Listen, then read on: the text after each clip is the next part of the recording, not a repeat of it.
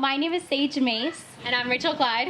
And I would just like to first off thank all of you guys for coming out to support Free Beauty.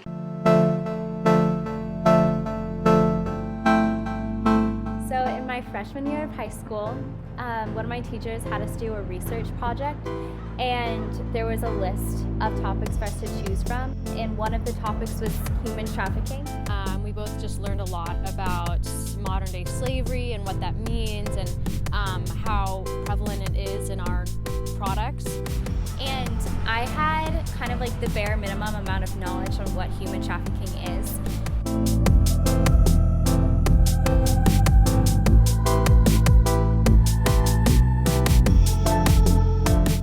The more I started researching, the more I realized how much action needs to be taken to begin to see human trafficking eliminated.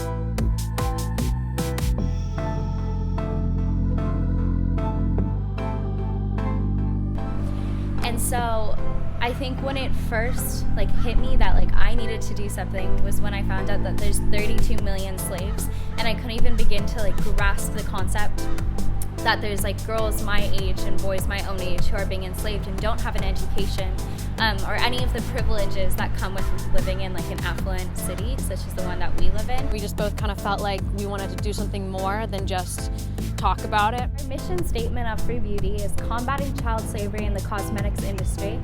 And so we're directly helping people who have been enslaved in the mines of Jharkhand, India.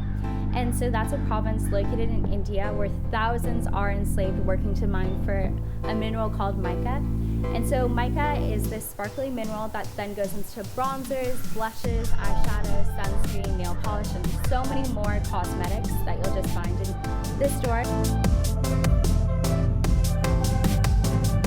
So we're hoping to impact the children in India who are working all day, enslaved, working in mines that are very, very dangerous. These kids aren't getting education.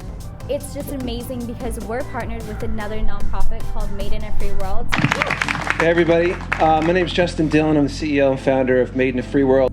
And within that nonprofit, they have so many resources, and so they work with a man in India where he has a team of volunteers working. And so he actually was a former Nobel Peace Prize winner.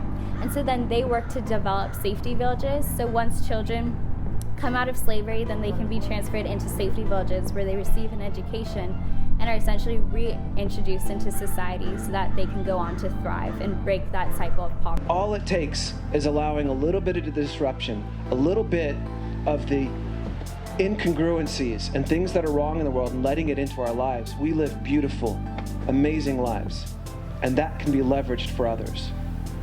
But when it came to having our actual first fundraiser, which was a 5K at Mankey Park, it was amazing because when we reached out to friends and family members, everyone volunteered to help with the race. And so we were able to set up about 5 different teams of volunteers, and so some of the groups would be course monitors and others were working on preparing the food. And so it was great, so we received a lot of support. Right now, this year we're focusing on doing educational presentations at our local middle schools because as well as doing fundraisers, you should also be raising awareness of the topic and encouraging people to look for ways that they can get involved. And the things that make us feel beautiful or look beautiful are the source of others' suffering. And so we decided to begin Free Beauty, our own nonprofit organization dedicated towards combating child slavery in the cosmetics industry. The most important thing to me is raising awareness and making sure that people become interested and want to make a difference, because I think that there's this huge problem, especially within our youth, where we think that one person like us working won't make a difference. And that is so wrong, because it is just me and Rachel, and we raised over $6,000 with one fundraiser. So if you just think about that and you break it down, we could be raising millions, no problem. So many of us within Marin County have been born into this affluent society. So it's we need to take responsibility and take advantage of that and use our own opportunity to create opportunity for others.